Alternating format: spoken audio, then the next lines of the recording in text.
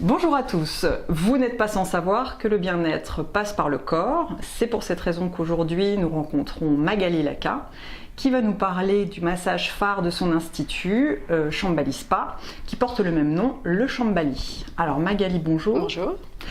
Alors qu'est-ce que tu peux nous dire sur ce massage ? C'est un massage qui se compose de plusieurs techniques, le massage californien, le massage suédois et le shiatsu. D'accord. Donc pourquoi plusieurs techniques ? Parce que les trois techniques sont assez différentes et assez complémentaires finalement.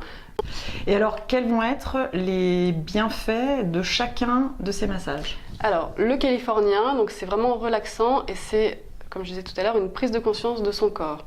Qu'est-ce que tu entends par la prise de conscience de son corps ? Eh bien, en fait, on est souvent déconnecté. Peu de personnes ont finalement une réelle perception de son corps. On se voit souvent plus petit, plus gros, plus mince que ce qu'on est. D'accord. Et quand on est sur la table et que quelqu'un nous touche, nous masse, avec des gestes englobants, et par exemple quand on masse une jambe entière, on part du pied à la hanche. Oui. On ne coupe pas la jambe, on ne rétrécit pas la jambe. Donc finalement la personne inconsciemment, ça se fait inconsciemment, quand elle est sur la table, se dit j'ai une grande jambe ou j'ai une plus grande jambe que ce que je pensais avoir, etc. Et pareil pour l'ensemble du dos. Du dos, du corps, des bras. D'accord. Donc c'est assez intéressant dans ce sens-là. Ok.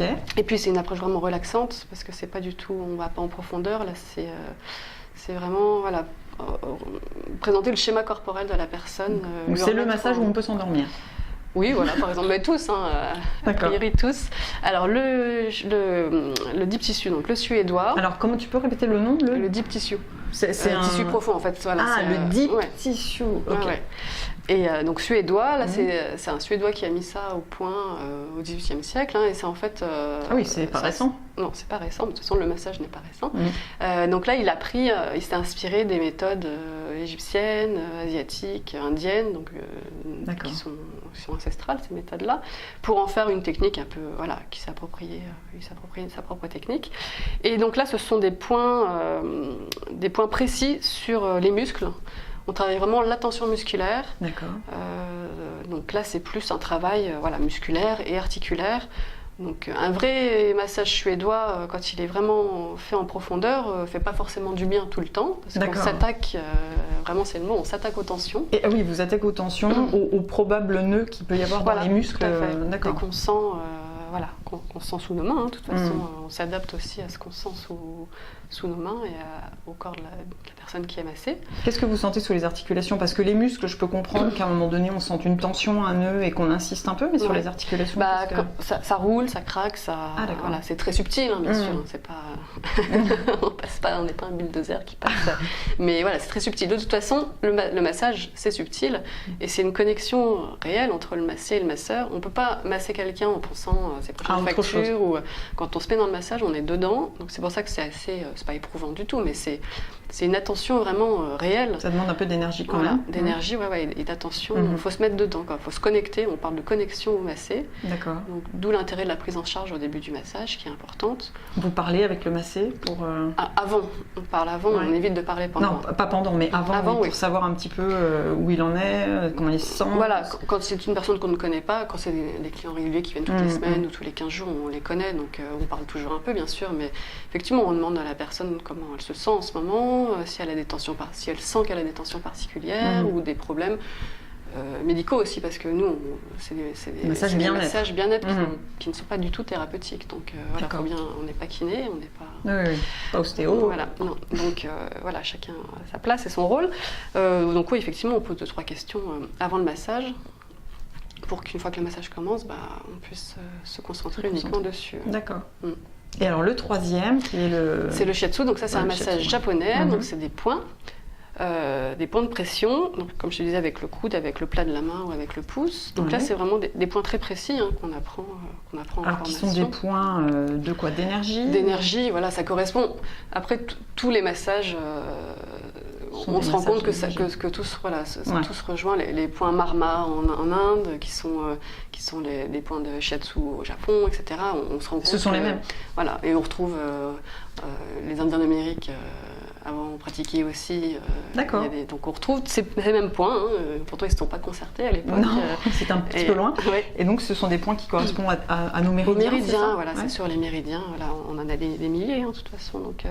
Donc là, on appuie sur ces points-là. Et en fait, ça fait circuler le sang, déjà, et la lymphe.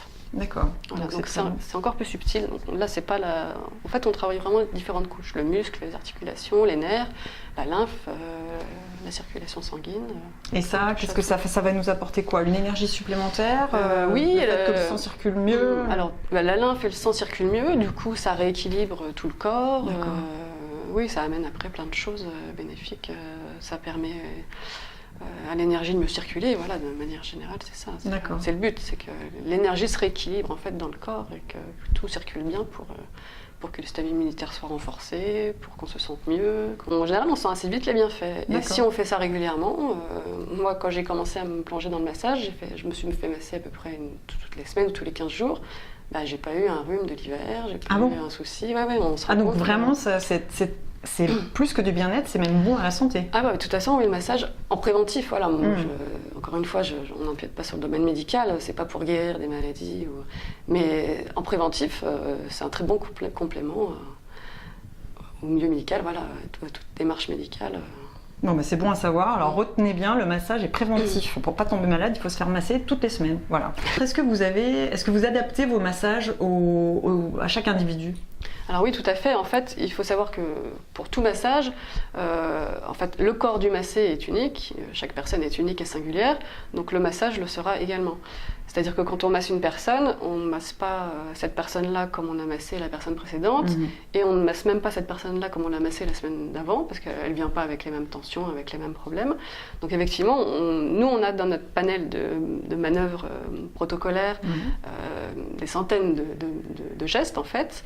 Et bien sûr qu'on ne ressort pas à chaque massage, parce que ça durait un petit peu longtemps. Mais du coup, ça nous permet d'adapter vraiment au corps du massé les manœuvres idéales et adéquates pour lui. D'accord. D'où l'importance et l'intérêt de la prise en charge au début. Au départ. Et de cette fameuse connexion avec le massé. Et donc, si vous voulez essayer ce massage Shambhali, il faut donc vous rendre à l'Institut Shambhali Spa à Beaune. Et je mettrai de toute façon l'adresse et les coordonnées sur le blog. Voilà, merci à tous. Merci Magali. Merci Céline.